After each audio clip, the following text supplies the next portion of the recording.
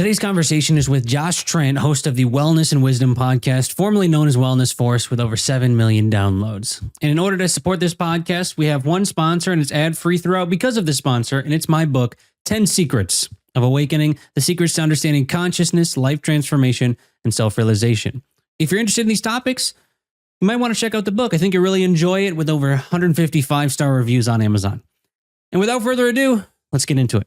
Why don't we start off with what you literally said as you're walking in about the universe being a game, and you were talking about the logos. Yes. In the Greek mythology, there's a religious text, and there's this understanding that I think we have, well, some of us have, where we forget where we come from as actually a construct and the primary rule of the game. So in other words, if we knew that we came here temporarily and that we were God guiding itself and getting to know each other through this unique experience of consciousness as Nick, as Josh, then we wouldn't play the game as authentically. We wouldn't be as truthful in the game. So I think that's really where we are. I think we forget on purpose as part of the game, and that's why we're here. And so we just remember how amazing things are, and we remember how love feels. We remember how life feels. We remember how we feel when we care about each other. And I think that's a big part of parenthood as well, and just being a sovereign being and being in control of one's, I guess you could say, state, or being in control of one's destiny, obviously married with the will of God as well. Yeah. It's a big game, dude.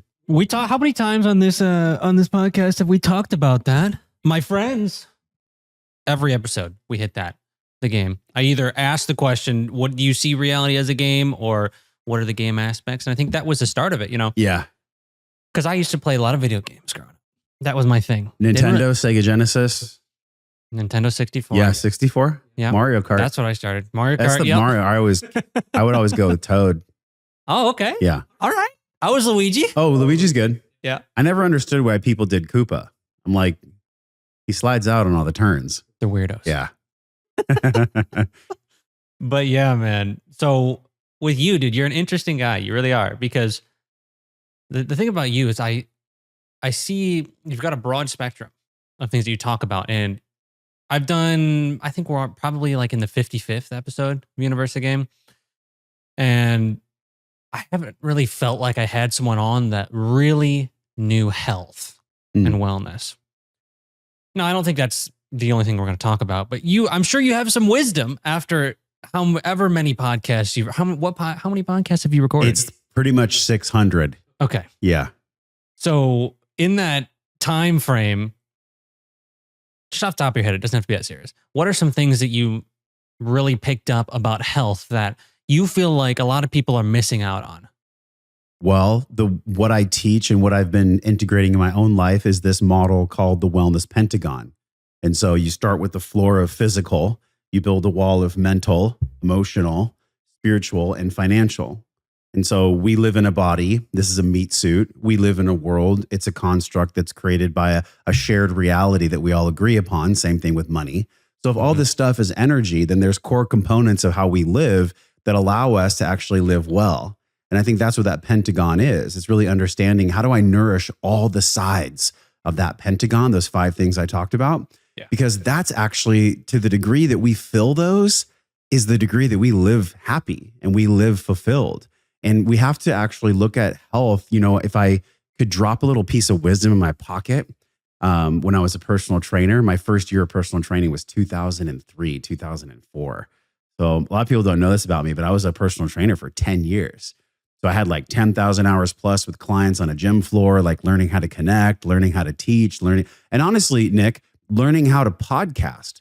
Because when I was training clients, physical fitness is hard. You're sweating, you're grunting. It's very challenging. And so I had to really learn the art of conversation to keep the training sessions going. Yeah. So I was thinking about that a couple of weeks ago. I'm like, that's where I learned how to podcast, as being a trainer. But back to your question, like, if we're filling all 5 of those pieces, then what blocks us from filling those? It's either resourcefulness or beliefs. So if I have a belief that I'm not worthy, or if I have a belief that money is evil, or if I have a belief that working out is too hard, that is the core. You want to talk about the game.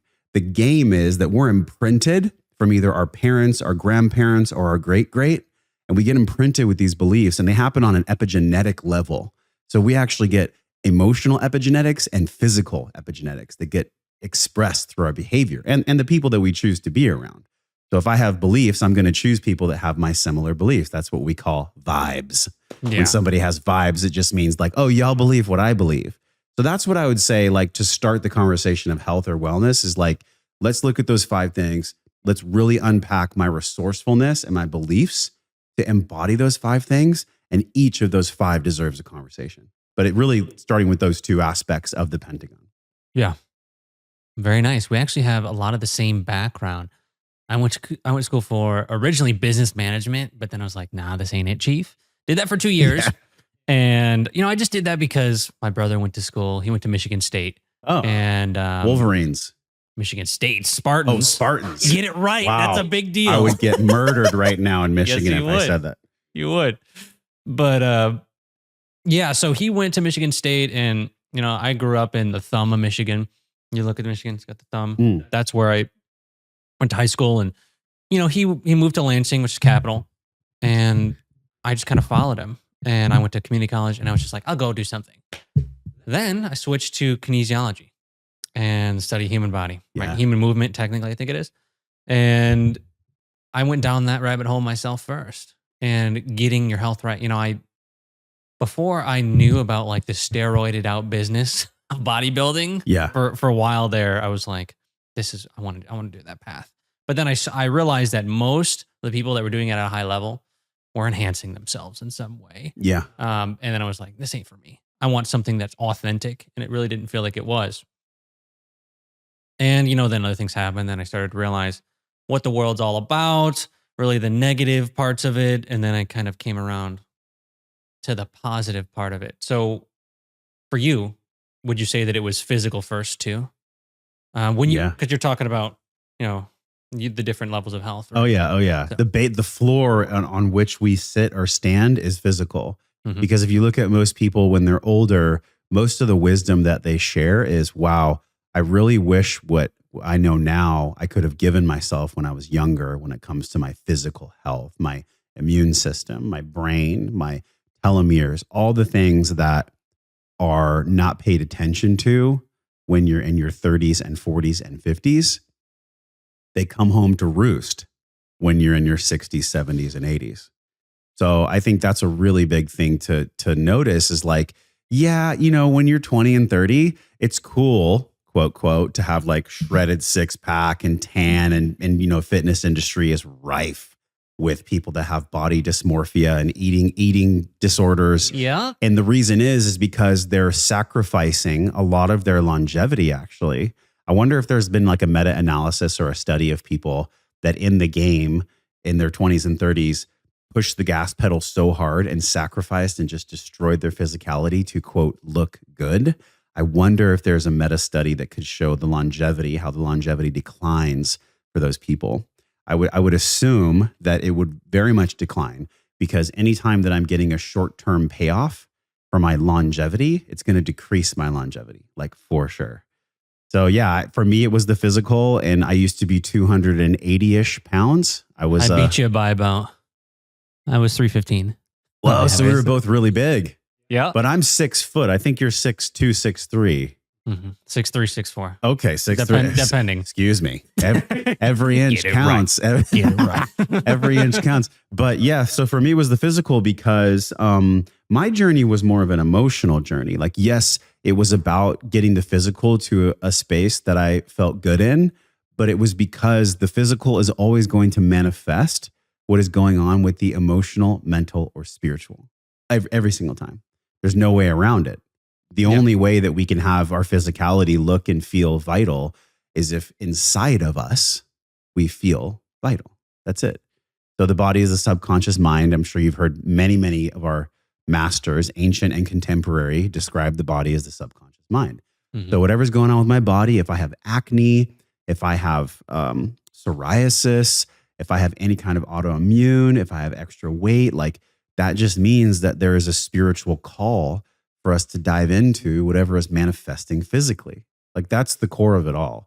And I think I wish that I could plant that seed in my pocket in the beginning of my health and fitness journey, but also maybe not, because that was part of the game where I had to go through it, look back now in perfect timing and say, that's why I focused on the wrong thing, so that I could understand the contrast of what the wrong thing felt like.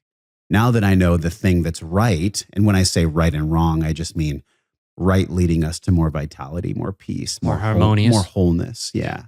That's really actually the right and wrong. I don't know if there is actually a right and wrong in the world, but I think right and wrong in regards to a goal is real.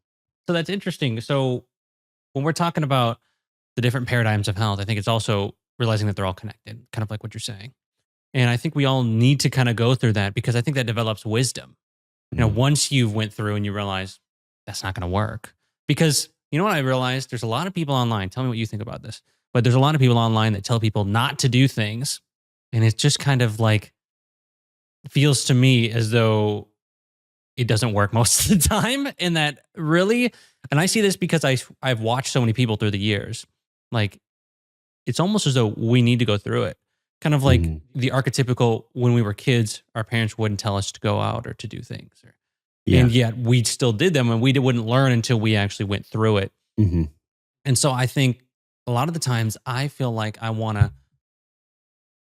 call out certain things, even in the spiritual community, because I'm a part of that with a lot of the spiritual stuff I talk about. Do you? Do I what? Do you call it out? I don't. And Why I'm not? getting to, I'm telling, Oh, that's what okay. I'm I'm getting. like- That's the point. Yeah.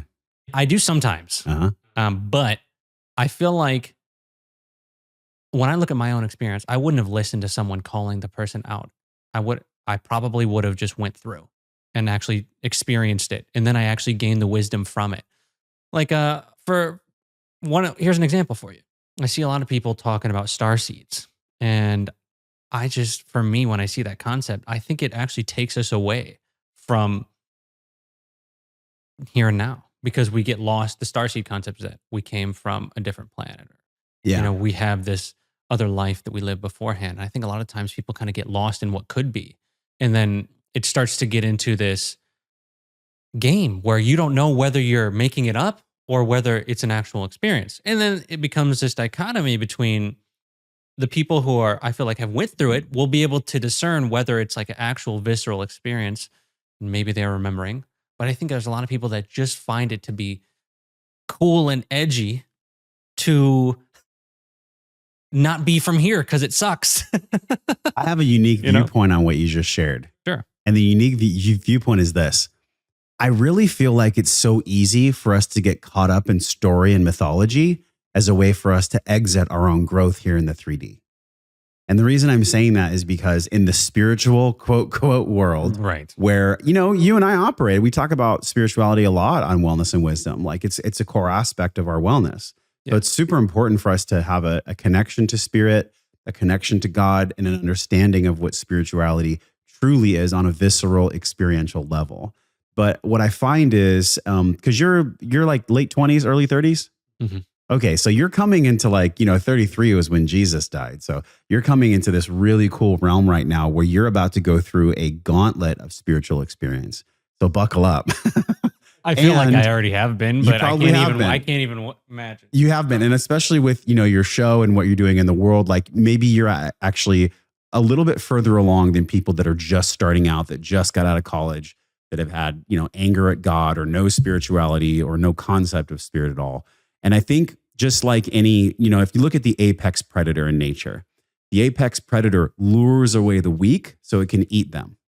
And that is exactly what happens in spirituality. We have apex predators in the spiritual game. And this isn't about calling anyone out, because I don't think that we were talking about calling people out.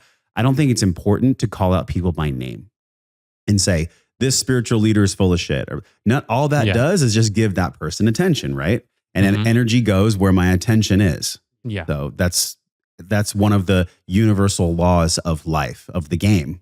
Wherever I'm putting my attention, that's where energy is going to flow, right there.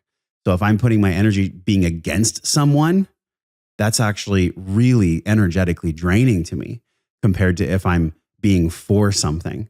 So the reason I'm saying about the apex predator is we have to paint a picture of what's really going on, not just in spirituality, but in every single one of those 5 sides of wellness. what's happening is we have apex predators who are very, very good at marketing. They're very, very good at articulation. They're very, very good at getting people and enrolling people in their vision. And so people that are just essentially at their stage of development, they're a little more weak than they would be later on in life. And I say this because that was me as well. It's probably been all of us at times where we've believed someone because they enrolled us in a vision that wasn't ours, but we actually in perfect timing had to be enrolled in that vision so that we could learn that it wasn't ours. But there can be some things that happen that are really deleterious in the spiritual community because spirit is something that cannot be understood unless you have that somatic, visceral experience. And experience takes time. You can't shortcut spirituality. You can't put spirituality in a book or a box and get it on a weekend. You can get these fleeting moments of spirit, fleeting moments of what created us and connection with the creator, but you can't do it in a hurry. And so anybody that is out there in the spiritual world that is commoditizing God or commoditizing spirituality, they deserve to be called out in a loving way. And I don't think by name, but I think by example. And I think it is important for us to talk about gender dysphoria, to talk about the CCP, to talk about Hollywood, talk about all these things, not to focus on it, but just to say, hey, here's the rules of the game. Here's all the spaces on Monopoly. If you land on the go to jail, you're going to go to jail. You might want to know that go to jail exists. You might want to know that that's part of the game. For us to say, oh, there's no evil in the world. It's all good, brothers and sisters. There's nothing but love here. Good vibes only. It's a crock of shit. And it's actually an apex predator strategy to get people and allure them into enrolling them in their vision that is more self-serving for that leader or that influencer. In other words, we have to know the spaces of the game. We all have to know where they are so that we can not be eaten by the apex predator. And that's in all 5 sides of wellness. Yeah. Well, there's a lot there. Yeah. Yeah. So when you say evil and when you say God, I'm interested in this concept. This is as a researcher, this is something that I think it's important to ponder. Just the concept of what God could be, what it might be. Can we even begin to understand God, do you think? Can we say what God is? And can we say what God isn't?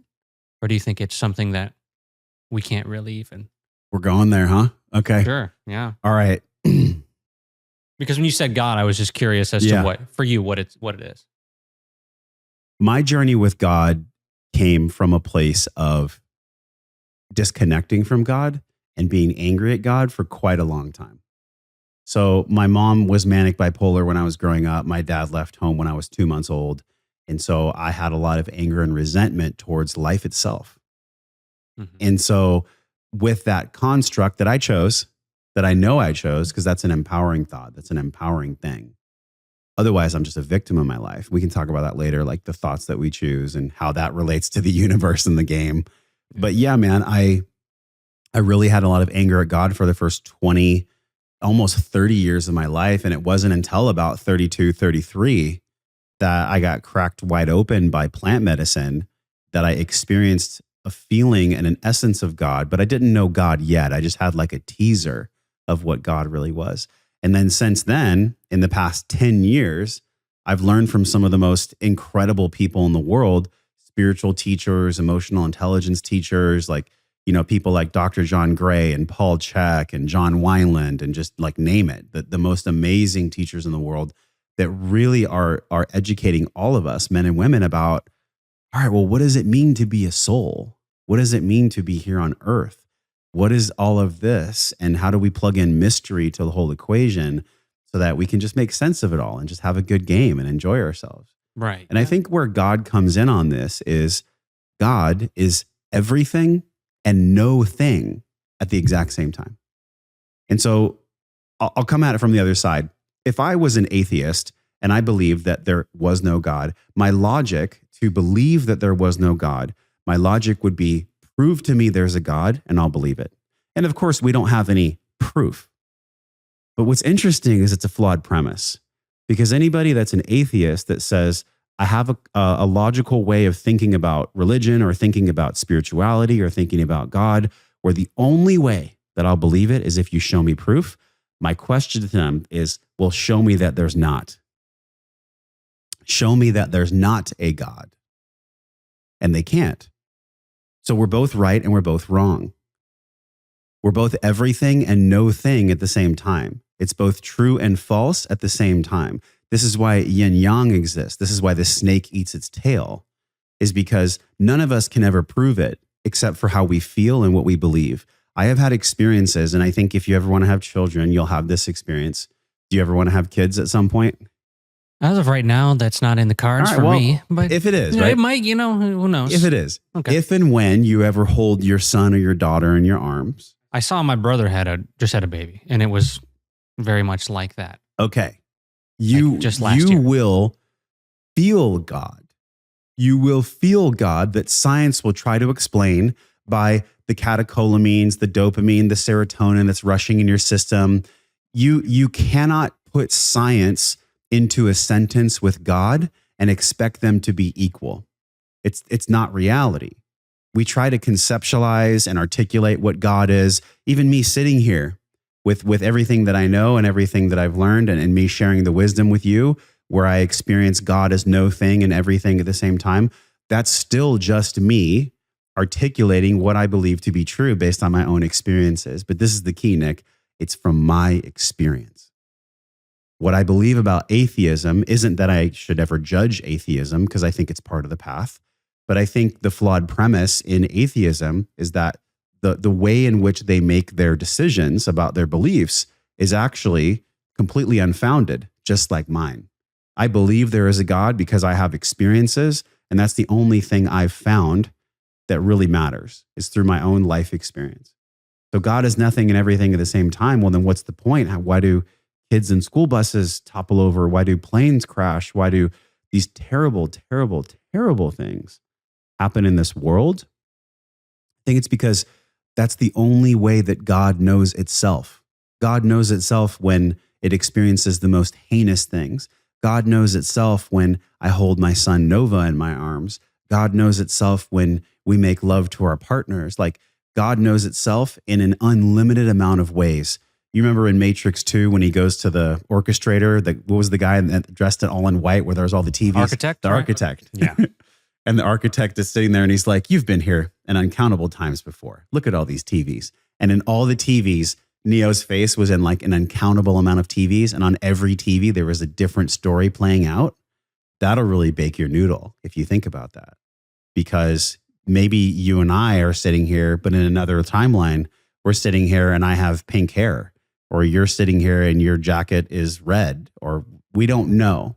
And the whole thing I'll wrap this up with is, if we really want to understand God, we have to be willing to go through the will of God and also our own free will. I don't think that everything is perfectly ordained. I think that there is destiny, but I also think there is free will. Like, we're in the current, but we also hold the paddle. And I think we have to have both of those. There's a beautiful, harmonious, crazy, insane, loving, evil thing that happens in this world. And I think it's God. I think you and I are God. I think we're made in the image of God. I don't think that God is a bearded dude in the clouds, but I do think that God is love. You know, God is a loving presence in all of our lives that we either create connection to or separation from.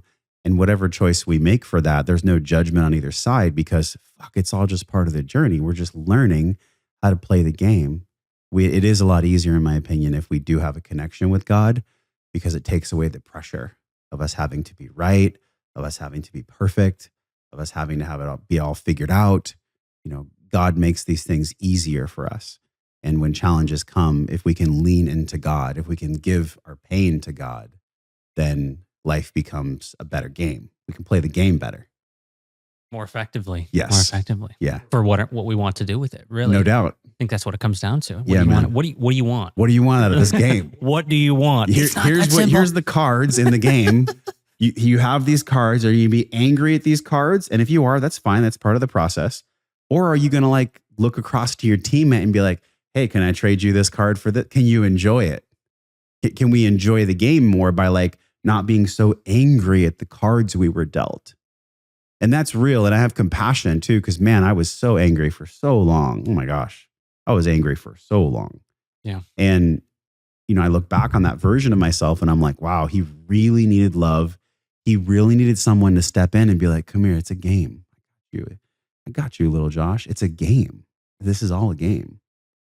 So I really love the space of this podcast, the universe, the game, because it is. And we forget, man, on purpose. We do. Even this fly that's flying around. What the hell is going on here? Come on, bro? fly. I haven't seen a fly in here. We're at an Airbnb in Austin, Texas. Just if you're wondering where we're at, we're here for a little bit longer, and we're going to Roswell to our next in-person podcast is with some ETs. We'll be there. Ooh. I hope you actually Can you imagine? bring an alien on. Can you imagine if you did? What? Brought an alien on. I could imagine it. I don't know. This whole alien thing. I feel like, yes, if God is everything and nothing, there has to be other life. There has to be, because that would be God knowing itself through that construct, through that little game character. Mm-hmm. And also, what if we're just like a tiny marble and there's an unlimited amount of marbles with an uncountable amount of galaxies that we just don't have the technology or the understanding on how to reach yet? And it's cool because you and I can sit here and philosophize. We have to leave room for mystery at the table. Mystery is also part of the game. Yeah, we're never going to know infinity. No. No. How could you? That's how I would describe, Yeah. to me, that's how I describe God. God is an interesting one for me. I was raised, my dad was Catholic. My mom was non-denominational. Yeah. Went to church. Growing up, I went to Wednesday night too. So I was in it. Yeah. And so, after all the research I've done, all the people I've talked to and everything, it seems as though I think Taoism kind of nailed it.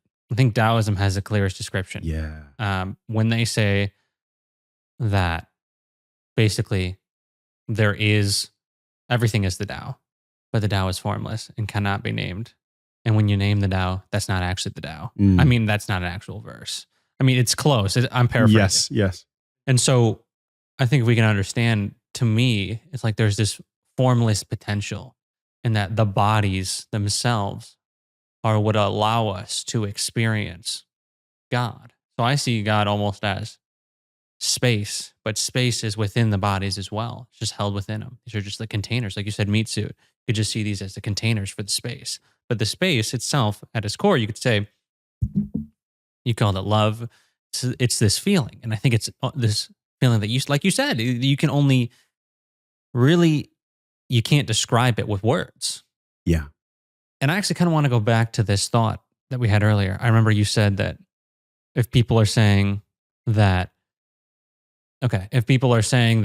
if you're evil, right? For how many thousands of years have we had evil in the world? Yes. Many thousands of years. And so if we're talking about God is love, right? Yeah. But where there's also evil, how do you reconcile that? I feel like that's one of the things that at the beginning of the hero's journey, we all have to at least attempt to really dive into. And what is that? What a great question. I have the answer. Isaiah 45:7 from the King James Version. I form the light and create darkness. I make peace and create evil. I, the Lord, do all these things. I'm not a religious man, but right there we're being told that God is love, God is hate, God is dark, God is light. And whether you believe that the Bible was changed by the mind of men over the last 2,000 years, it may have been, but still at the core of that reading, at the core of that word, in the beginning, there was the word, right? There was the primordial sound. So if you look back in the most ancient text, as far back as recorded in human history, as deep as we can go, in the beginning, there was word, there was sound, some type of a primordial sound. Well, what is that sound? That sound is created by what? That sound is created by a creator. So we don't exactly know who or what that creator is, but we know that there's a creator, otherwise nothing would ever have been created. So in your question is the answer. If God, Lord, whatever construct you want to use to describe it, if the creator is saying through text that in the beginning there was the word, and the word also says, I create love, I create evil, then that is us being told that we are all of those things through the channel of God. And so what a beautiful thing that is, because we can either choose to be in communion with that mystery, or we can choose to reject that mystery. And that's why God gave us free will. Because if I have free will, then I have agency over the path and the course of my life. If we were in a video game and we actually didn't have the controller and we weren't able to control our character, that'd be a pretty fucking boring game. That would be really boring. So God, in God's infinite wisdom, gave us a controller, gave us a body, gave us thoughts, gave us, a voice box where we can be the word. But we also have to honor, and look, this may not be perfect, what I read. None of these things that I'm saying may be perfect, but at the core of all of them, they are created by me. I was created by something, and that something was created by something. My grandpa told me something once. His birthday just was a while ago in August, and he's been gone for like 20 years. And I still remember this incredibly loving piece of wisdom he gave me. He stopped me in the hallway once. I think I was like 13. And he goes, Josh, are you going to church? And I was like, nah, Grandpa, I don't like church. They're weird. They like speak in tongues and they go like this with their hands. I'm like, I don't trust it. And he's like, well, do you believe in God? I was like, I don't know. And he's like, listen, I'm going to tell you something, that man has a mind. And in that mind of man, there always has to be a beginning, a middle, and an end. But what if I shared with you, Josh, there's no such thing as a beginning, there's no such thing as a middle, and there's no such thing as an end? He was like, that's God. I mean, talk about a bomb drop wisdom. At 13, there's no way my little consciousness could have held that. But he was in his 70s at the time, and he was giving me this insane wisdom that now in my 40s, I can speak about, I can feel. It almost makes me want to cry just talking about it. It's so beautiful. In the mind of man, my grandpa said, that we always think there has to be a beginning, a middle, and an end. But what if that actually isn't true? What if that's not the game? What if the game means that we were brought into this game with a mind that thinks there's a start, that thinks there's a middle, and thinks there's an end? But what if the game actually has no beginning, no end, and no middle? What if the game is truly infinity, and the mystery of where that infinity creates from is actually part of the game too? In other words, we don't know. And the more at peace with the we don't know we can be, the more I and we can be at peace with the we don't know of why our partner acts a certain way, or we don't know why this happens, or why pain happens, or all these things. It's God knowing God's self. Yeah. Yeah. As we think about God, you know what comes to mind is the Buddha. Actually, Yeah. something different. With him, I remember I read early on when I was studying, because I began my studies with, I picked up the book Change Your Thoughts, Change Your Life by Wayne Dyer, where he goes through the Tao and Taoism. And then I started to get into Buddhism and Hinduism, and then I started to understand many different cultures. And Did you start to see how they overlapped and yes, how some of the core teachings were shared? Isn't that interesting? Mm-hmm. Yeah. Because when you're saying, what you're saying about God, in Hinduism, a lot of times they'll call it the Brahman. And the Brahman is the everything. You said God is everything and everyone. And in Hinduism, that's everything is at its core, Brahman. Brahman is like, let me see your thing. When you showed me this, when you got here, this is actually what a lot of times the depiction of the Brahman is. Let me see if I get it. Oh yeah, you can see that. You see how there's three faces there? Well, that's literally, if you look up Brahman right now, you'll find a depiction of a God that has many faces. Mm. And so Oh, real quick. Yeah. This is his podcast, Wellness and Wisdom. Well, Yeah. check it out. I mean, 600 episodes. There's plenty. If you got something you're interested in, it's probably going to be over there on these topics. But Brahman, it's like everything is just different faces of that. And if you could say God is infinite, then he's going to have an infinite amount of faces. Yeah. And so that's the exploration. But everything has that. Everything is that at its core. I did the last podcast that I did with Todd Newman, and he asked me like, what are the top 3 things in your book that you share? And I said, one of those things was that everything is you, but everything is also not you at the same time. Because that's one thing that I was also thinking about when you said earlier, the paradoxes of the spiritual reality, that 2 things can simultaneously be true at the same time. And it's just different pathways. Like Buddhism is negation. They're negating. You are not this, not that, not this, not that. Until you realize at the end, they call it self-realization. Then we call it different things, different cultures, enlightenment, this concept. But they don't really want to come out and tell you what that is at the end because you can't describe it. Yeah. And I think that's because you kind of realize that I might not be anything that's in the game, but I'm at the same time at the core of the game itself. Yeah. And that's why I think space is a great analogy for it, because space is within everything. We know everything is mostly space, and a little bit of it is energy, or not energy, but at what we consider to be physical. And so if that's true, maybe that. And I also heard this interesting concept that God is water. And then that would be why, if you think, if God is water, then God is within pretty much everything. Not it. And that's well, of course, God is water because God is everything. Right. And no thing. Water can be formless. So you put water in a cup. It changes, fills the cup, right, changes itself to its environment. Yeah. One of the most I love that you brought up the Tao. I haven't studied it. I'm not a researcher. Yeah. I'm more of like a researcher, so I can at least have a conversation and learn more. So I learn through conversation, the majority wise, rather than reading. Now, reading is important too.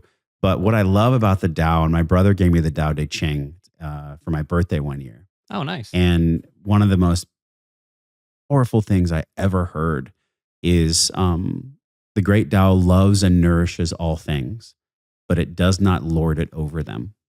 Lordeth, yeah. So it does not lord over you like, hey, I'm the Tao, I'm amazing. You have to do what I say. I love you, but there's an expectation from me. That's not the Tao. That's not God. So if I send my woman flowers and I demand that she drops to her knees and thanks me, well, that kind of kills the come from.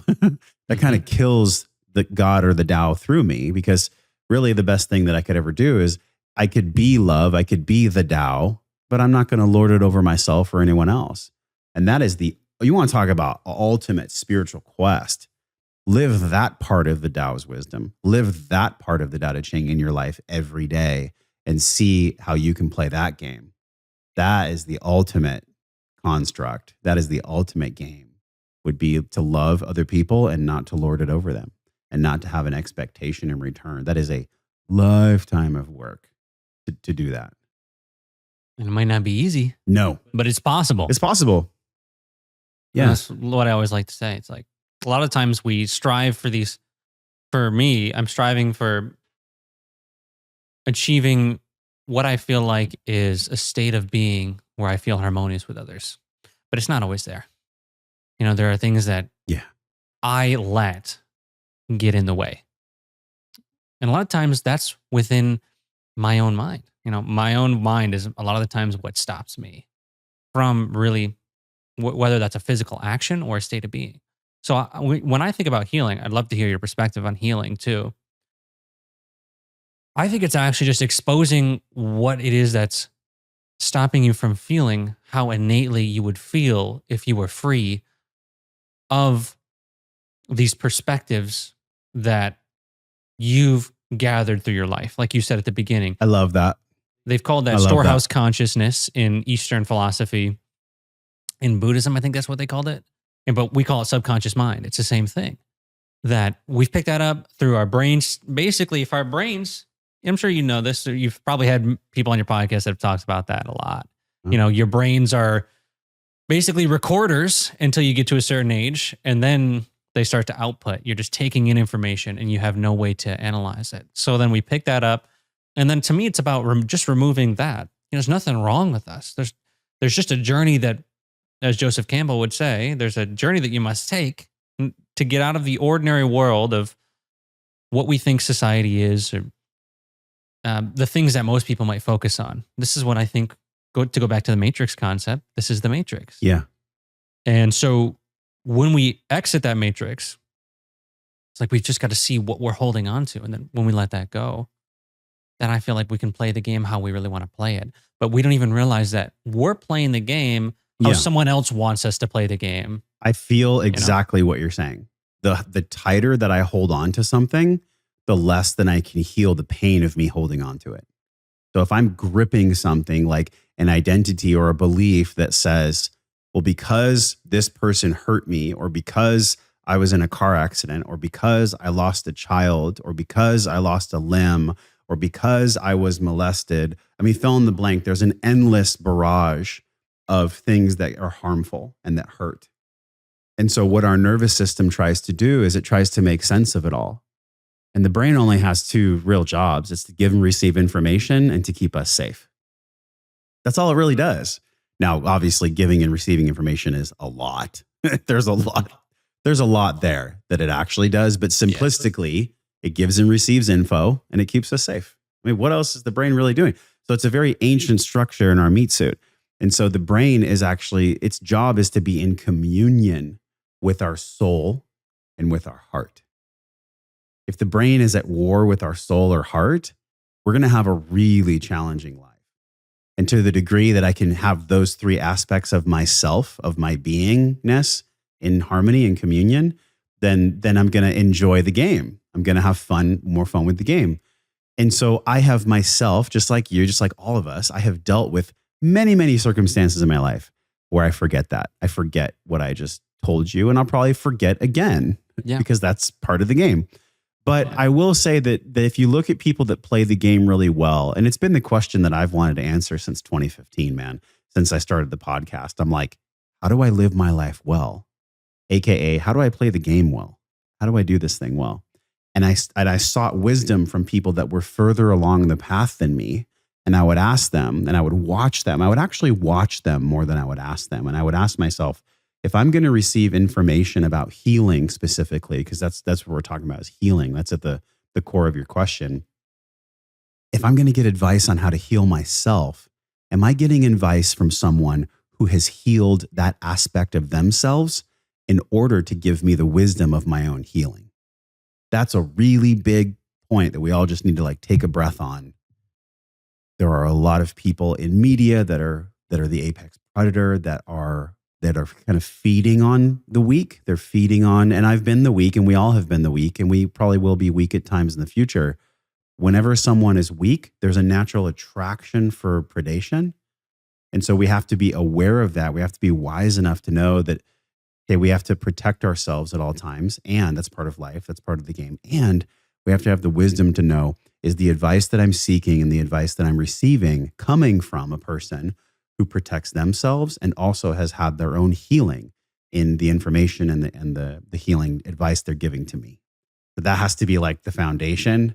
And then from that place, I think how we heal is we go through the stripping, the peeling, the unwrapping, sometimes the painfulness, the taking away of the barbed wire that's kind of fused in our skin.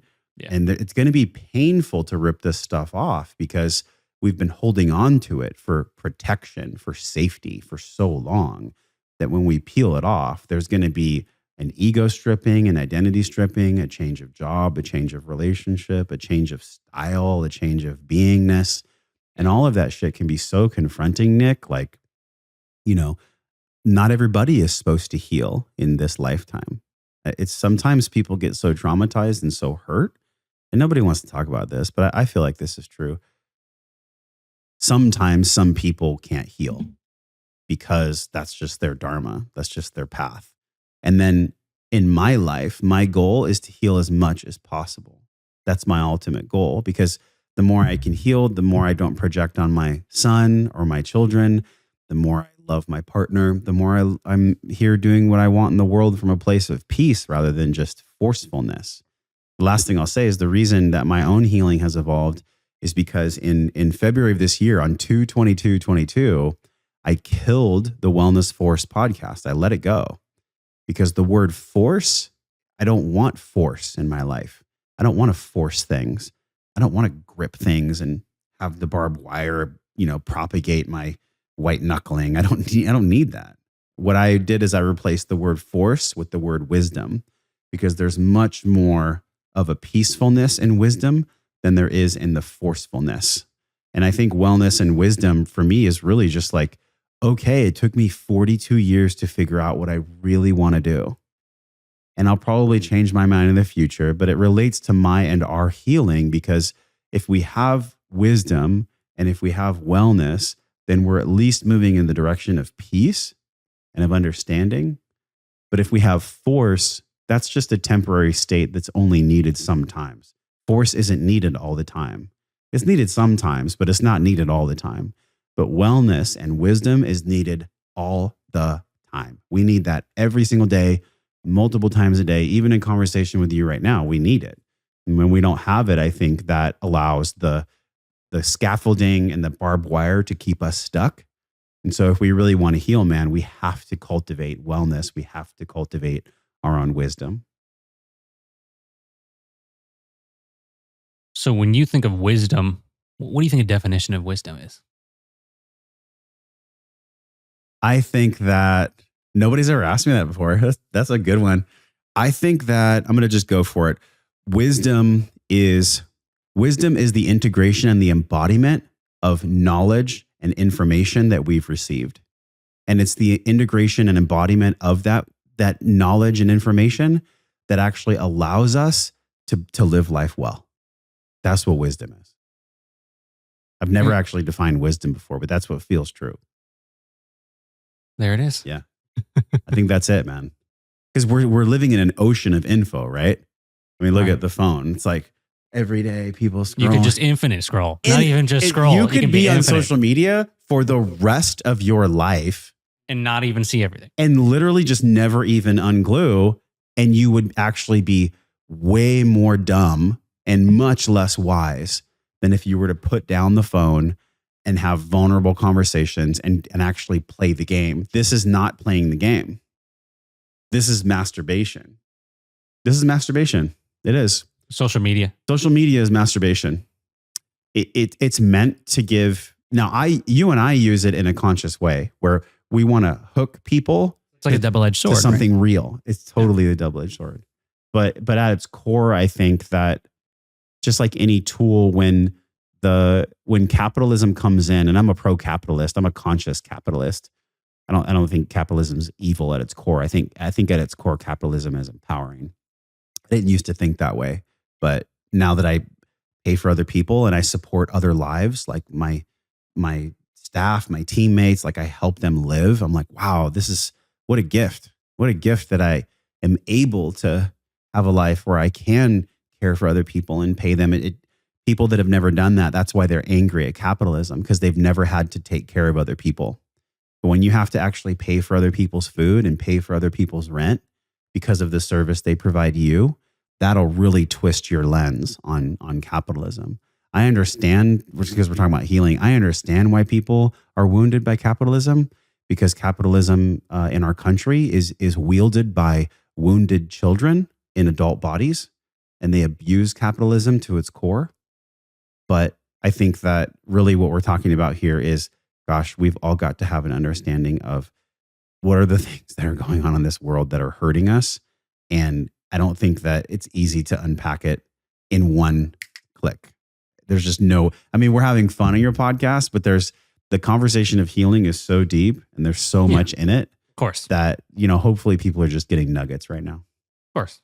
You can't. Something that is that multifaceted. And we were going somewhere cool and I kind of forgot where it was. Shit. Where was it? People listening and watching, like send us it right now. Shit, Tell us. man. I don't know. I think the whole direction we're going in is cool, man. Yeah. What do you think consciousness is then? Do you think consciousness is God? Oh, you asked me what wisdom was. That was, and then we came from there. Actually, wait. Can I? Yeah. Consciousness is like my baseline question. If I forget, I ask you. But that we already kind of covered that with God because it's. I think your definition is almost simultaneous to what a lot of spiritual people will say is consciousness. And there was something I did want to hit on about the Buddha. See, this is what I was feeling. Yeah. Yeah. So with the Buddha, my ultimate point with even bringing him up, or the being of the Buddha, is that the Buddha didn't want to use the word God because he thought there would be too many misconceptions of what people thought God was already. So he just didn't even use the word God. What are your thoughts on that? Because I kind of feel that's why I don't use the word God, but I think our definition of the creator is the same. I'll just use different words to describe it because I think that in our culture, do we continue to use the word that a lot of times people are using, or do we switch that up and take a different road? Do you know? You do what feels right for you. That's what you do when, as far as etymology or I was on a phone with a friend. This is like 2 nights ago. And she goes, whenever you say God, I get a trigger. And I was like, why? She said, a lot of people are like that. Yeah. Yeah. And she said, well, because I was raised really religious and and I'm like, that's cool. We can call it God. Like we can call God the creator, or we can call God higher intelligence, consciousness, or we can call God source, or what there's probably we can call God the great tripod. I don't know. You could. Yeah. It's whatever feels good for you. Like I get it because, a lot of aspects, Nick, of Christianity have wounded an incredible amount of people. Look at the Crusades, by the way. Mm-hmm. My God. Look at Kellogg and the way that he made cereal to make men have higher estrogen and to make men actually less enjoyable in bed. I mean, if you look at Kellogg, if you want to go down a rabbit hole, look at Kellogg, the guy behind Kellogg cereal, and really see the life what he was into and the life he created for himself. It was all about sexual repression. It was all about taking people out of their joy. And he did it through the medium of food. He also did it through a lot of other sinister ways. Look at all the ways that the archetypical villain.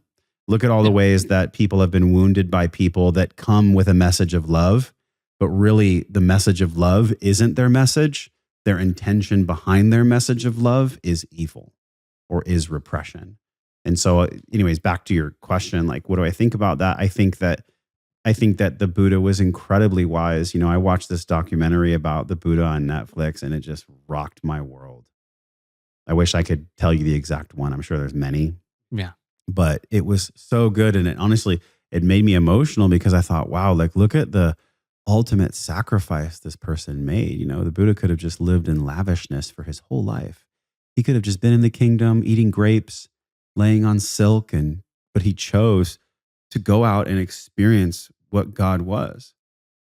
And how ironic is it that the Buddha left this world because he received a gift of rice that was rotten, and he knew that the rice was rotten, but he wanted to receive the generosity and the love from someone else, and that's how he left the planet. I mean, whoa. Like the life of the Buddha is actually the teachings of the Buddha. So even if the Buddha didn't say anything, which obviously the Buddha has said some incredible things, but just the life that the Buddha led for us to see is so potent in the ways that we can live ourselves. So I don't think it's a big deal that the Buddha doesn't say God, and I don't ever judge anyone that doesn't use the word God. I like using the word God because it's like a coming home for me. It's a return to self. It's a return to my love. Yeah. And because when I say God, I don't mean a bearded dude in the sky. I don't mean like this snowman on a hill. I mean God like the omnipresent energy that loves and nourishes all things, but does not lord it over them or lordeth over them. Yeah. Like that's the God that I'm connected to. And so when I say God, that's what I mean. But I could say source, I could say creator, I could say infinite being, whatever you want to say, man. Yeah. Okay. Good. I was curious what your thoughts were on that. Yeah. And then getting back to the wisdom. So You changed it wellness force to wellness wisdom. Yes, wellness and wisdom. Wellness and wisdom. Okay. We need them both. They're I like, was going to ask you what your definition of wellness is then. okay. To just Well, really understand I think, that. I mean, we talked about it at the beginning a little bit, Yeah. but actually, I know we don't have that much time here. And so one thing I wanted to just get into is you talked about the 5, what did you call them? the 5 sides or the 5 aspects of the wellness pentagon, which is like a house, you know? Yeah. If you just want to like go into, as well as like your definition of wellness, Yeah. I'd love to hear like the whole Dude, thing. and you asked know what I me mean? what consciousness was too. Yeah. Yeah. I'll weave that in. There it is. So I think Great. that, okay, so we're in a house. Actually, look, the roof here has I know there's more sides, but it essentially has a roof that goes like this. Mhm. So a roof has 2 tops, like down, right, and left, 2 walls and a floor. So if we were looking at our lives as a home where we live, it's a beautiful metaphor. It's like, okay, on the floor, you and I live in these bodies. So the more we care for and love and nourish these bodies, and, you know, my heart goes out to people that have had really serious conditions with their health, because, man, I know what it's like to just like hate my body. I really know what that's like. And I'm sure you do too, with like being 300 plus pounds. Like, Yep. the physical part of wellness is actually what demonic energy. Now, people could call it the devil, people could call it darkness, whatever you want to call it. I'll just say, for lack of a better term, demonic energy, right? Demonic energy is evil, but evil is still God. So it's God knowing God's self. The very first thing in our society right now, and actually for quite some time, that has been under attack is our physical. It's our physical. How do you take out a tree? You chop it down at the trunk, right? If you break the branches of someone's spirituality, or you break the branches of their mental health, eventually the tree will fall. But when you take an axe of evil and you chop the very bottom of a tree at its physical root, it'll die much more quickly. So the way that our physical is under attack right now is all the phytoestrogens in our food, the glyphosate in our food, the putrid stuff in our water, the fluoride stuff in our water.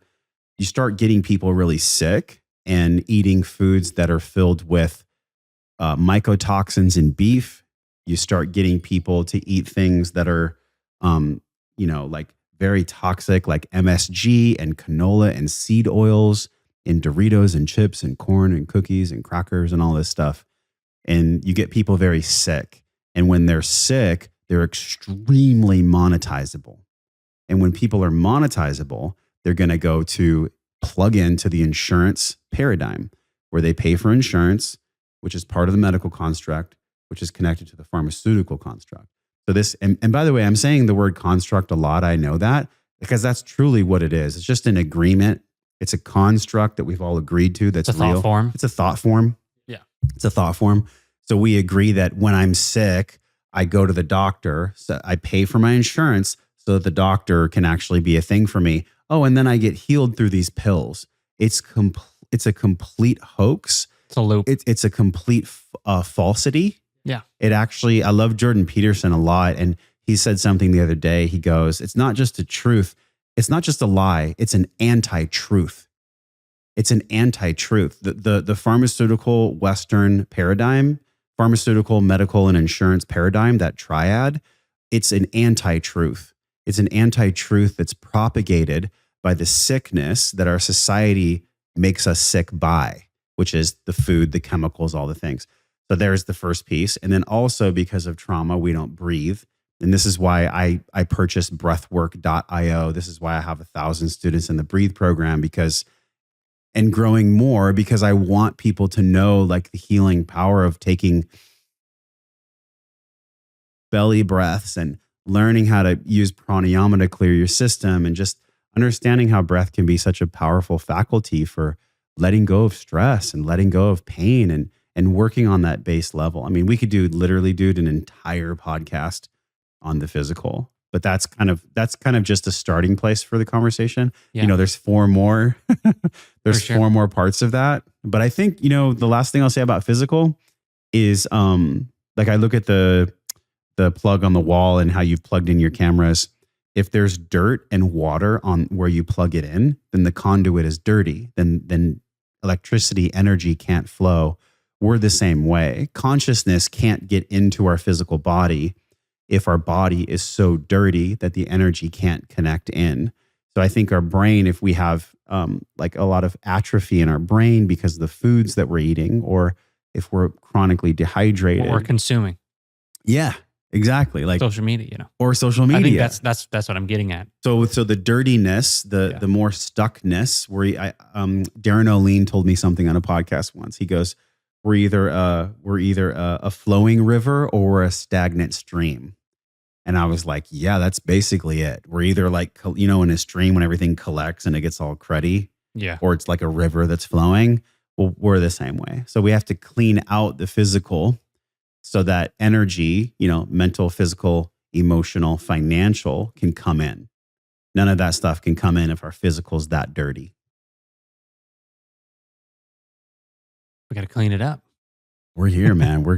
And honestly, detoxing is real. Like we all genuinely deserve and need detoxing. Mm-hmm. It's something that I'm doing here pretty soon, and I'm not looking forward to it. I'm not.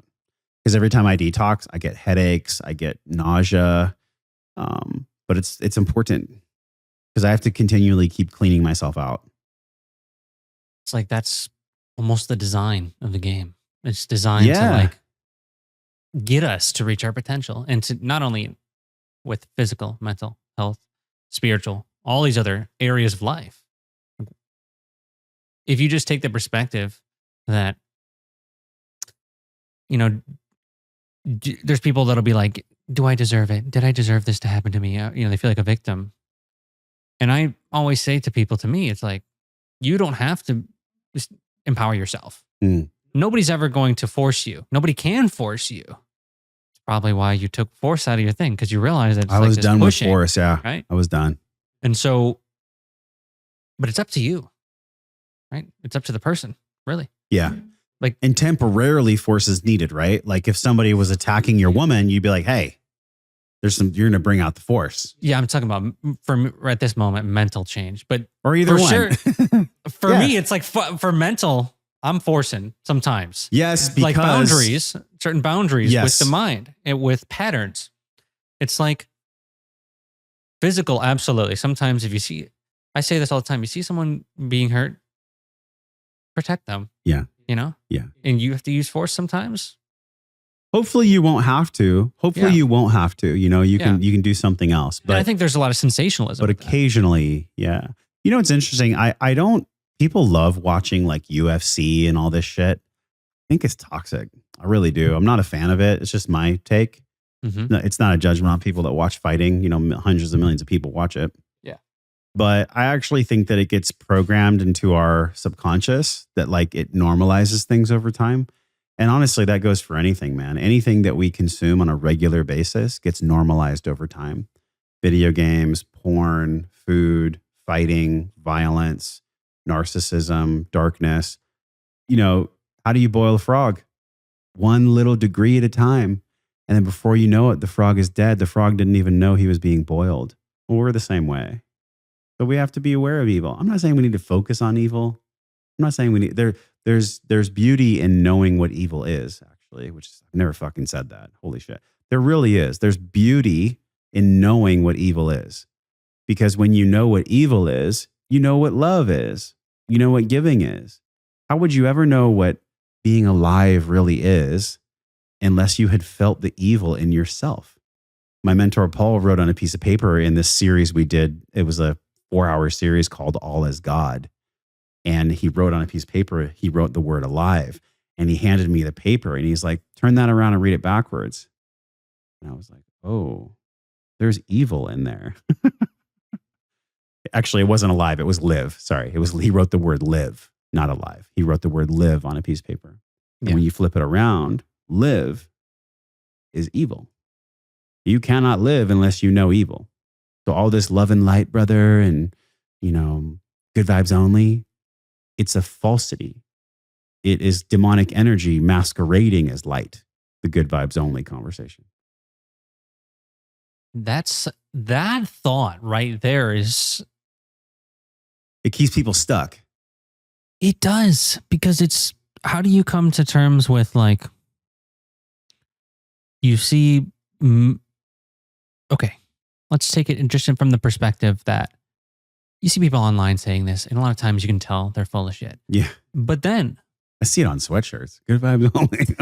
I'm like, what the fuck? and your shirt's full of shit Come too. on, come on. But you also, but if you go over and you really explore other cultures, they do tell us that there is perfection in it all. That there is at its core, there is love within everything. There is love. And so I think what happens is that people will start to twist that without having taken the journey.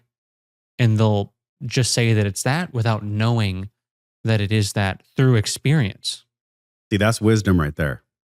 That's wisdom. Because people like to shortcut the journey. A quick analogy I've made before is if you really want to look at an arc of living well or an arc of wellness, we gather, we apply, we embody. But everybody wants to just gather and embody. They want to skip the most important part of the hero's journey, and that is the initiation, the application. So, somebody could listen to your podcast right now and be like, wow, this is amazing. But if they never do anything different, if they don't journal, if they don't sit and meditate, if they don't take what we're saying, if none of this actually starts to get integrated through their application, then it'll never be embodied.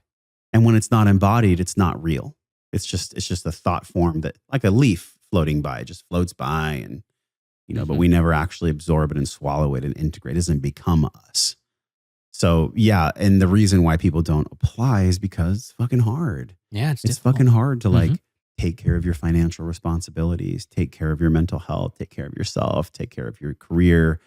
It's challenging. It's super challenging. But what's the alternative, man? It's super challenging on the other side too. If we don't take care of the 5 sides of our pentagon, well then evil and life will take care of us, and it'll do whatever it wants with us. So we're either living our pentagon, or society or evil or dark energy thought forms will live us.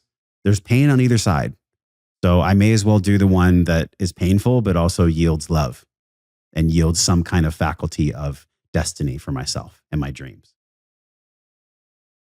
And then in that pain, if you take that journey, you realize the value of it.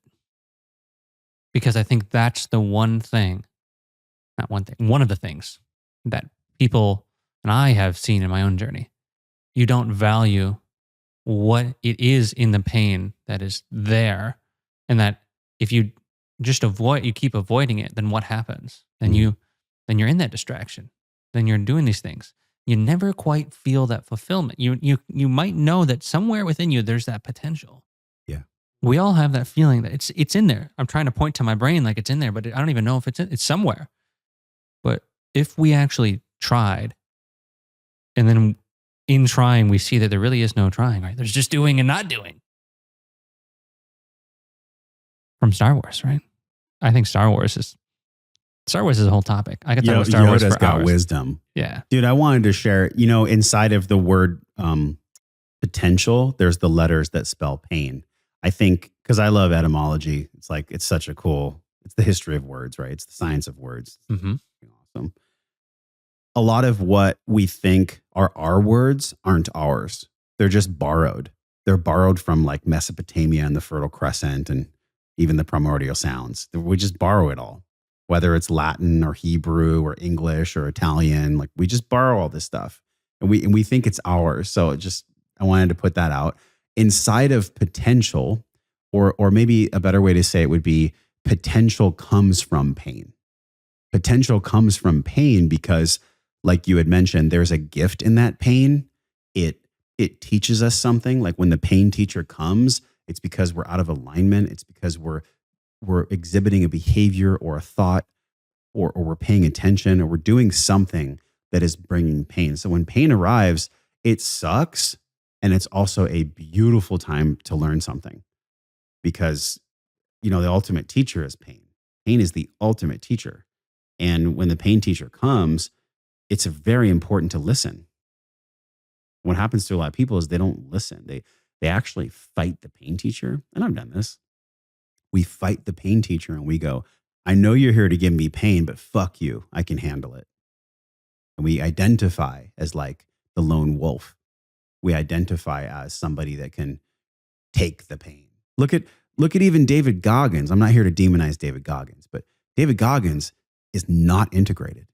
He is still wounded by the severity of the abuse he experienced as a child. And he might be a good thing for some people, maybe specifically men at some times.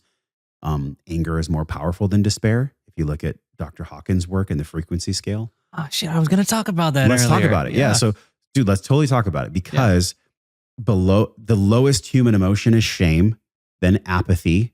And then if you keep going up the scale, eventually at like the frequency of 200 or 250, there's courage. I think it's 250, something like that. 200. 200. You nailed it the first time. Right. You second guessed yourself, but it's courage. Yeah, 200. courage. But below that is despair. And force. So, yes, all and force. force. So anger, but if you look at the ladder on Hawkins' ladder, anger is so much more empowering than despair. And even freaking Arnold Schwarzenegger, I think, said it in like Terminator 2. He's like, anger is more powerful than despair.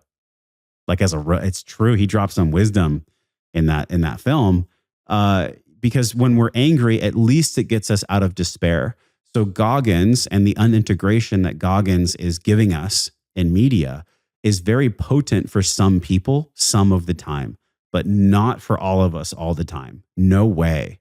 If we're like, stay hard, bitch, get your shit. It's like, that's not a way to live. That's not living well.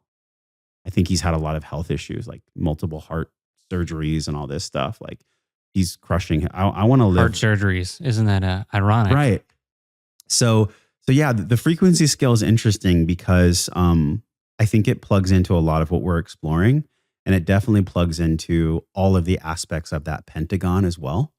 So the frequency scale is an interesting convo.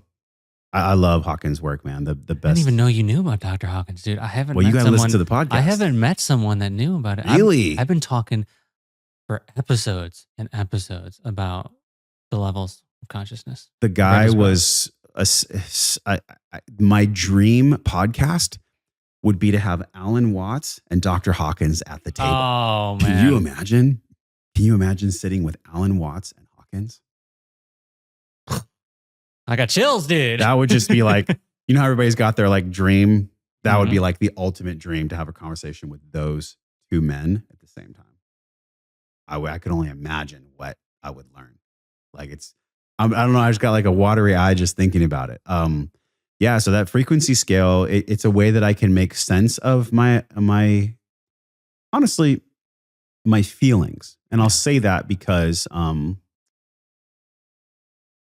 like it just did right now. You know, I felt like, I gotta say, I felt like at the start of this conversation, sometimes I'm sure you know, probably more than most people, when you've got a shit ton of stuff going on, actually, I'd love to hear some tips real quick. Like if you have a couple tips specifically for this area. Are we still going to talk about the frequency? Absolutely. Okay. Yeah. This is literally for like a minute. Yeah, I just want to know. Yeah. What's your wisdom on switching? Because I've done 50 pocket, 50, 55. That's nothing compared to 600, right? Yeah.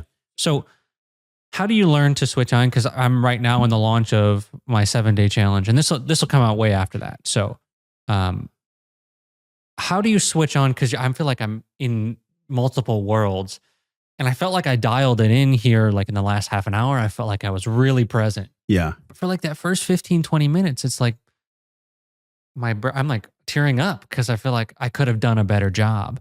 And so how do you manage like shutting that out and really dialing it in with someone? When you say shutting that out, what do you mean by that? Shutting that out? Really focusing on the person and what's happening at hand and getting into that mindset of I'm in this conversation versus like, because I was thinking about all this other stuff I got to do and then it just happens. Do you have anything? Well, first of all, I think it's really, is this on the pod? Yeah. Okay, great. I think it's really beautiful that you even have that intention. So that in itself is the solution, that you even are asking. That's it. That's the thing. So just ask it. And then when you receive really what it is, it's some type of program that's running that wants to make sure that you're safe. That's really what that is. And I experience it too. And the program of safety is running that says, before I get really present with Josh and let go and just tune into whatever wants to be said right now, I need to make sure that my website, my launch, all my stuff is good so that I can. That's literally what happened. That's literally what happened this morning. Here's how we do it. Are you down to do like a 30-second exercise? All right. So just tap your stomach for 10 seconds right here below your xiphoid on your solar plexus. And just breathe normal. Okay. Now hold it. Put one hand on your heart and breathe in through your nose, belly rises. Exhale. Breathe in through your nose, belly rises.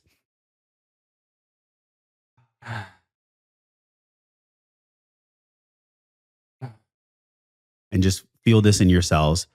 I'm safe. No matter what happens outside of a current moment, I cannot escape the current moment because the moment is here. I'm safe. No matter what happens outside of this current moment, I cannot ever escape this current moment because this current moment is what is. This current moment is what is. And just do that exercise before you pod or even if you notice yourself wanting to satisfy the safety, because I get it. I have been that way too. It happened for me when I interviewed Dave Asprey. I was thinking about, I was only on 4 hours sleep. The studio lighting wasn't perfect. Like we all do this. When you care about what you do, you want to do it in excellence. Oh my God. And when you want to do it in excellence, there's a certain learning curve that's involved with that. And part of that learning curve is being nice and being kind and compassionate to yourself when you experience perfection come in the room. Yeah. Like that happened to me literally today, dude. I realized about 10 minutes into the podcast that I didn't set the camera to 4K and I set it to HD on this camera. Oh, yeah. And then I'm thinking about that. And then I'm like, shit. And you asked me a question. I'm talking about the thing on this. And I'm like, in my mind, I'm like, dude, when I was at episode 50 compared to 500, I mean, you come to my studio sometime. It is fucking incredible. I'm so grateful. I mean, it's $20,000 to create my podcast studio. It's a lot of money, dude. Yeah. And it's $2,500 a month rent as well.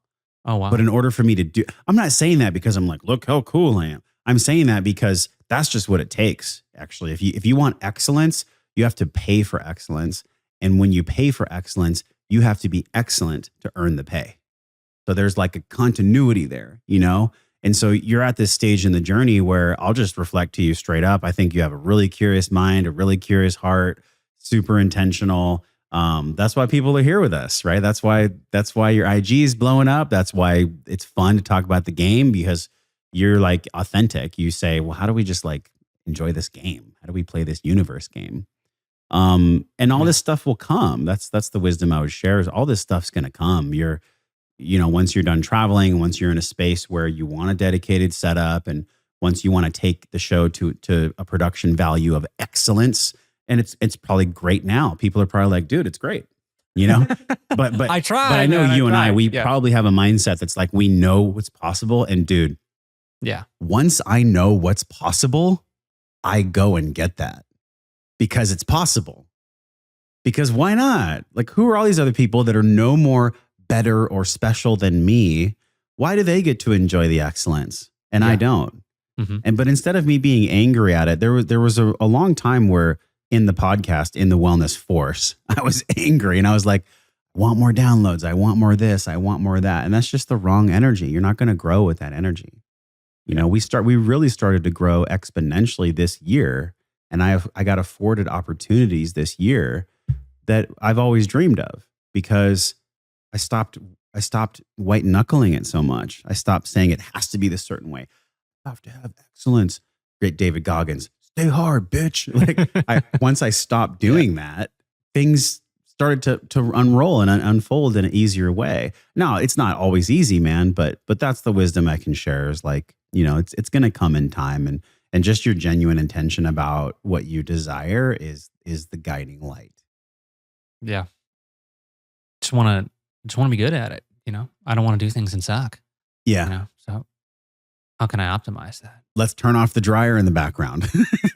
AC. or whatever. Yeah. I actually thought about that. Okay. And I actually researched that. Yeah. I did another episode, this same area, and you can't hear it. Cool. So we're good. Nice. I can cut it out. Thanks, in Shure Premiere. microphones. Thank you for Shure and Adobe. I use the Shures too now. Yeah. Yeah, these are good because they're USB. Yeah. Oh, those are good too. Yeah. Yeah, I like the USB because I can just plug them right in the laptop. Yeah. No doubt. And I'm always traveling. Yeah. And so, last thing I want to say about that, and then I want to talk about the Dr. Hawkins. Yeah. I don't even know if I'll ever have a setup for this podcast because I actually really enjoy going different places. Like I'm about to do 7 podcasts in a row in California later this month with some incredible guests. And I don't know if I'll ever have that stability. Maybe I will at some point have a studio as well, but I also want to go across the world and do these in different countries and do these other things. So it's like developing that calm in the storm. And maybe it starts with that breath.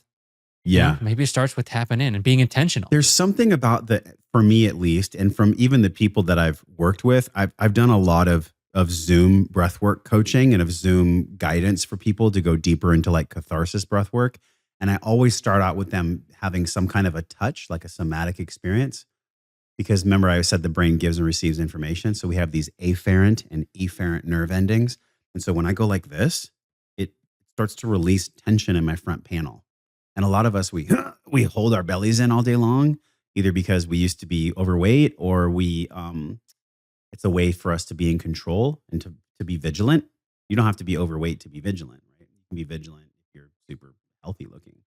So I have people tap, and you can do the EFT tapping if you want. That's a strategy too. But I actually go right to the solar plexus, because the solar plexus, if you look at like the Vedic teachings and really the chakras, the solar plexus is where we experience a lot of emotions. Well, we experience a lot of emotions in all of them, right? But solar plexus, for me, is like the most important one. It's where I feel the most tension. It's where I personally experience a lot of like vigilance myself.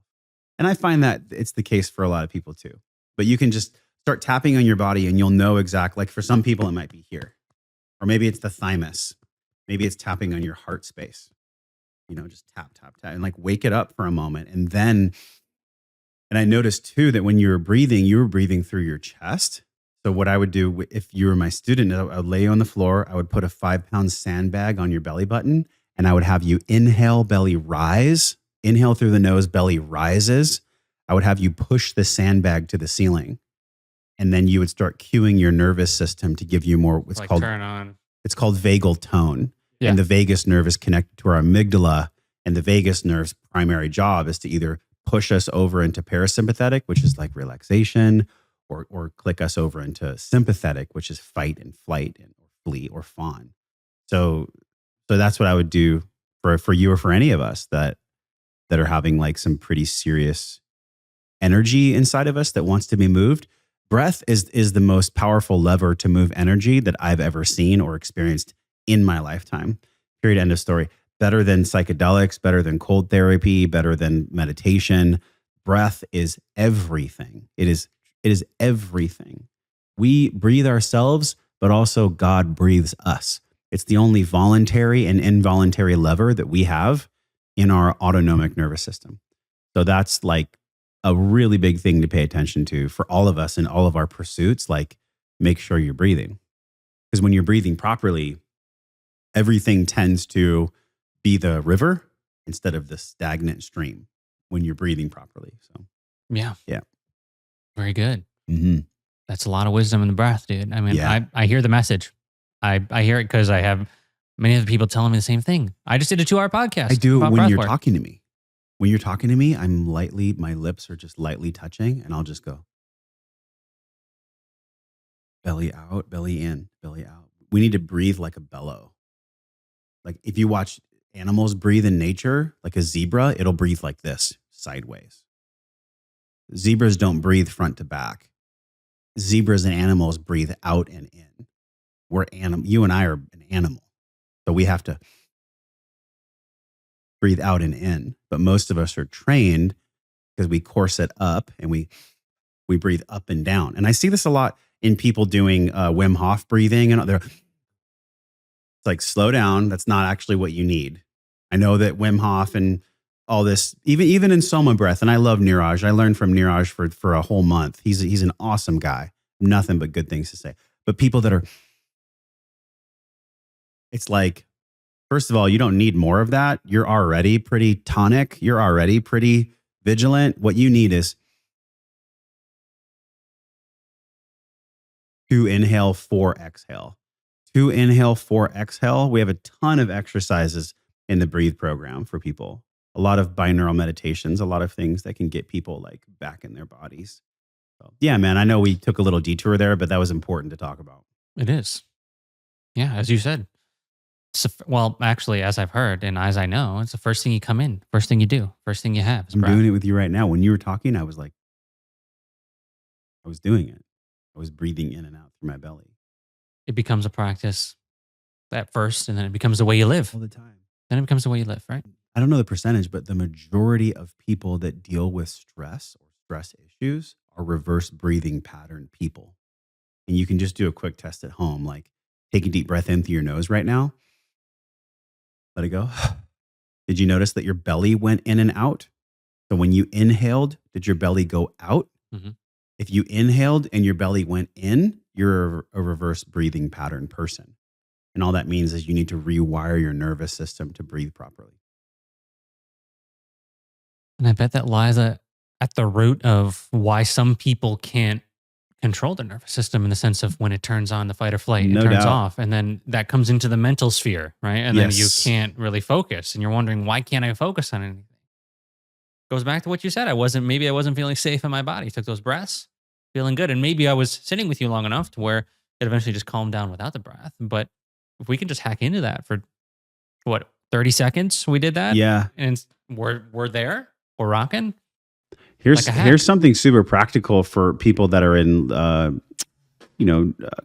regular jobs where you might be in a cubicle or at a meeting. When you're feeling pressure, when you're feeling tension, breathe in as deep as you can. So it would be like, and let your belly stick out as far as it goes, and just hold it and hold it and hold it until you get the sensation to exhale. And when you exhale, do the longest exhale you possibly can. So those 3 things: inhale as deep as you can, hold it as long as you can, and exhale as long as you can. Just that alone, that one thing, nobody in the room is knowing that you're doing it. It's just a tool for, it's just a really practical tool. It's a tool for you to de-stress and to center yourself and to calm down what's called the default mode network. The default mode network is the prefrontal cortex, the posterior cingulate, and the amygdala. There's other structures, but like those are the big 3. And the default mode network, when you and I are here, it's meant to be at rest, right? It's meant to be at rest, but it's not, because we're not breathing. And the best way to turn down the volume of the default mode network, really its job is either rumination of the past or fear of the future. It's where anxiety and depression come from, is from the default mode network. And then there's a deeper conversation with what trauma we've experienced and whatnot too, that's in there as well. But the best way to like turn down the volume of the default mode network is to maybe hold it for like 10, 15 seconds. And then see how you get that yawn experience? Yeah. Mm-hmm. Maybe a yawn, and then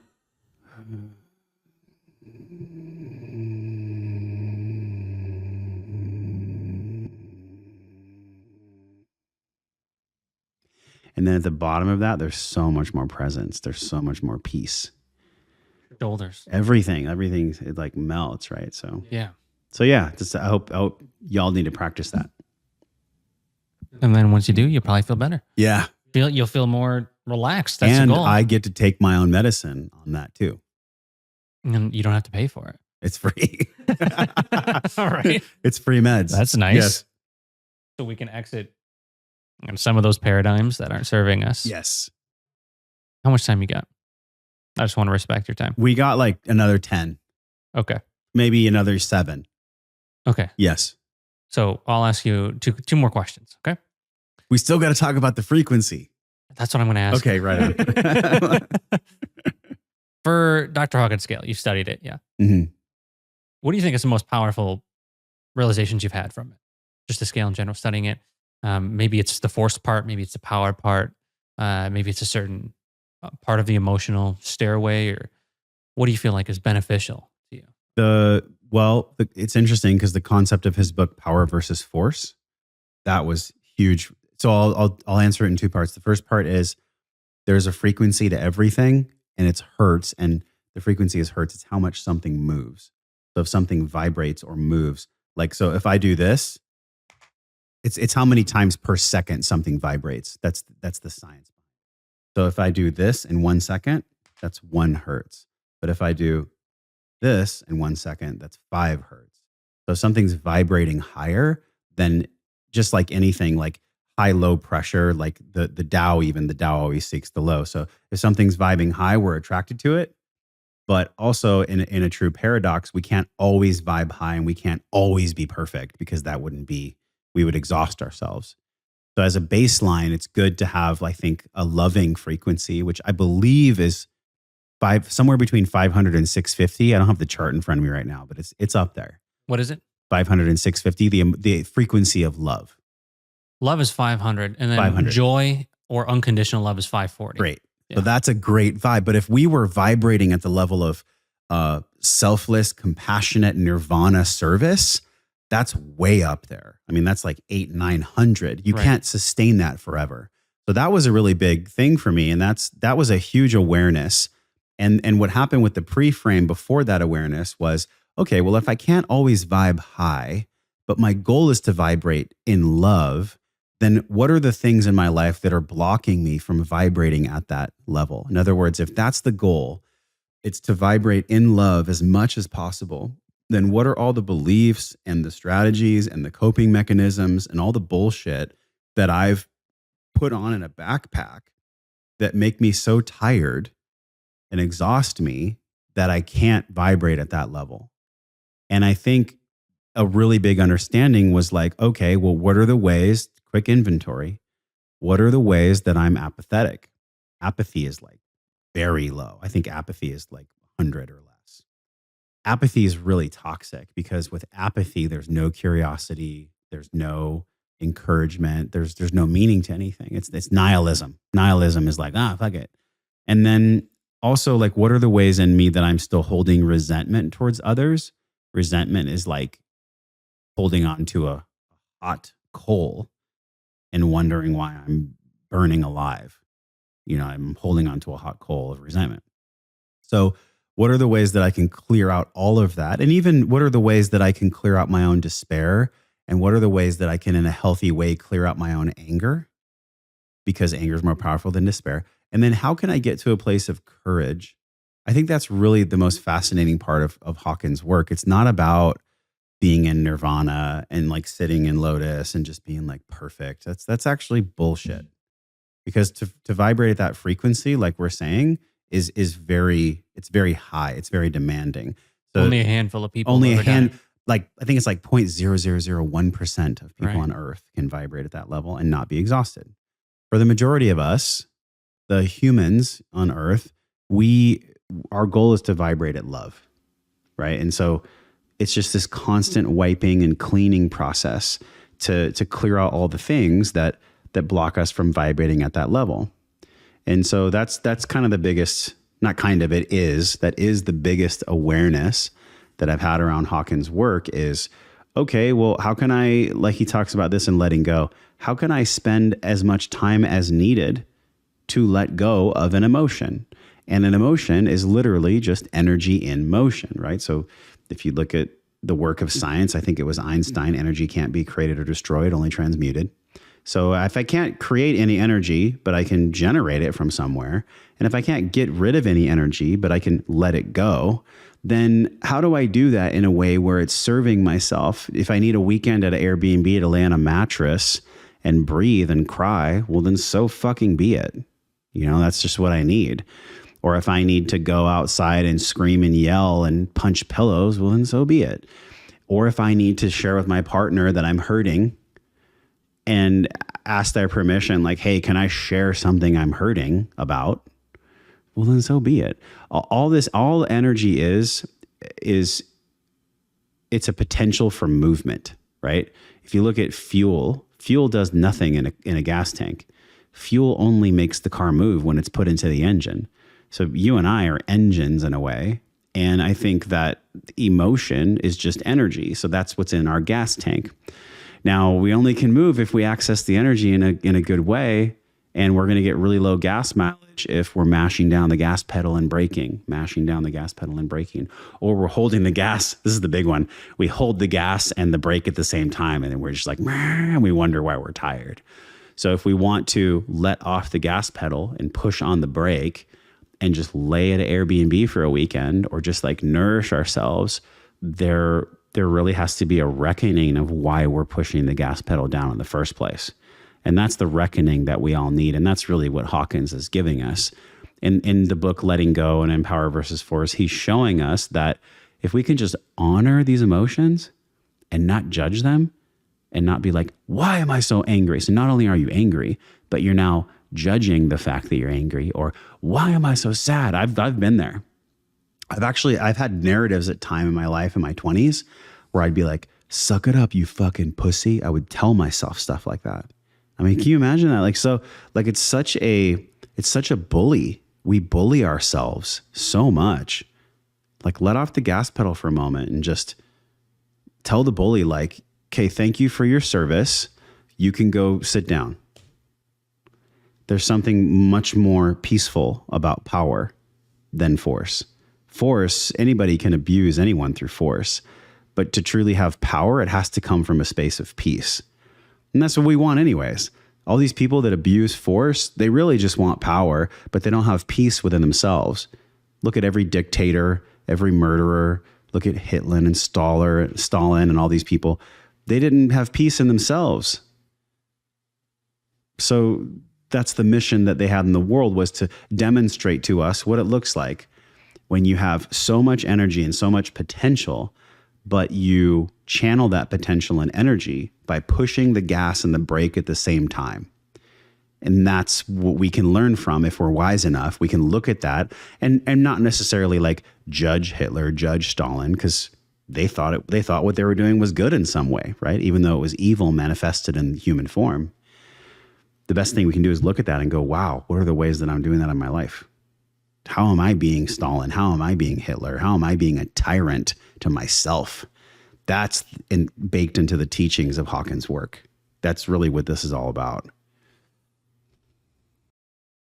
Man, if I would have known that you knew about Dr. Hawkins, we would have done the whole damn podcast. Yes. Just about that, man. But everybody, honestly, start with letting go. I know Power versus Force is his hook, but start with letting go and then read Power versus Force. I don't know how you feel. I felt like Power versus Force was a little harder for me to digest than if I would have started with letting go. Letting go is meant for someone who just wants to let go. I mean, and that has no background or knowledge about really any scientific concepts, or doesn't really care about it. Which is, I think, what most people need.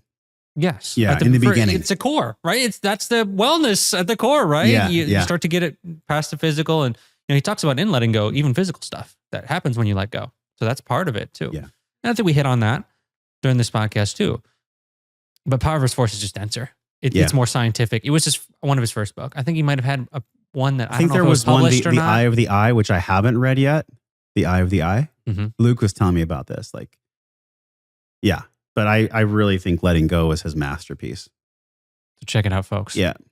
All right. Well, and one more question for you then. Yeah. This is a question I just like to ask because you never know what's going to happen to anyone you talk to. And I actually have never told the reasoning why I asked this. I just kind of feel called to share it real quick. Because you just never know.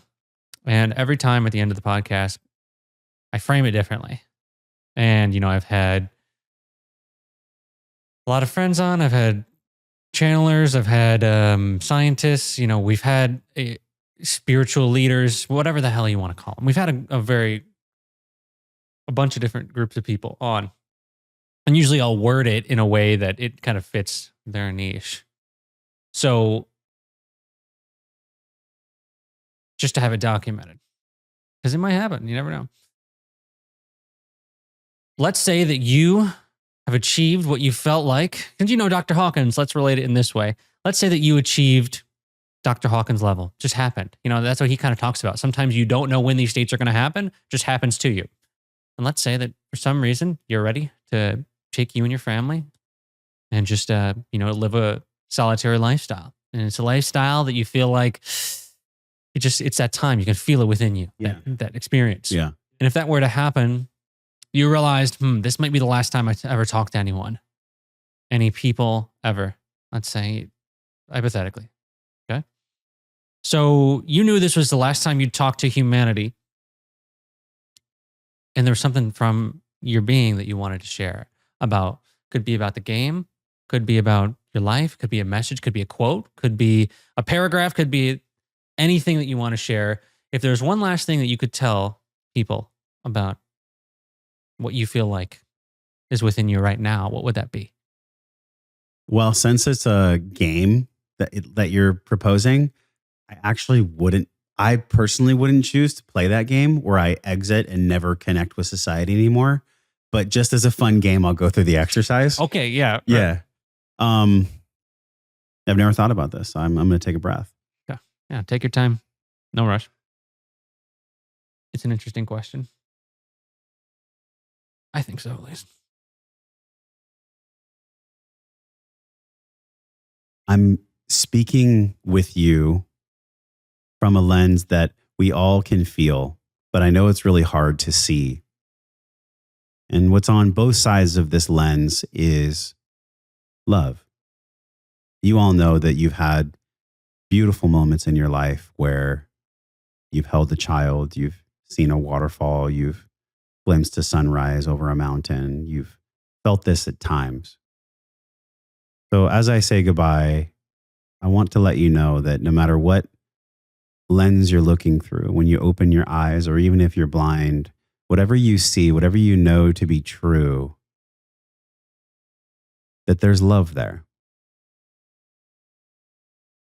There's love there. There's always been love there.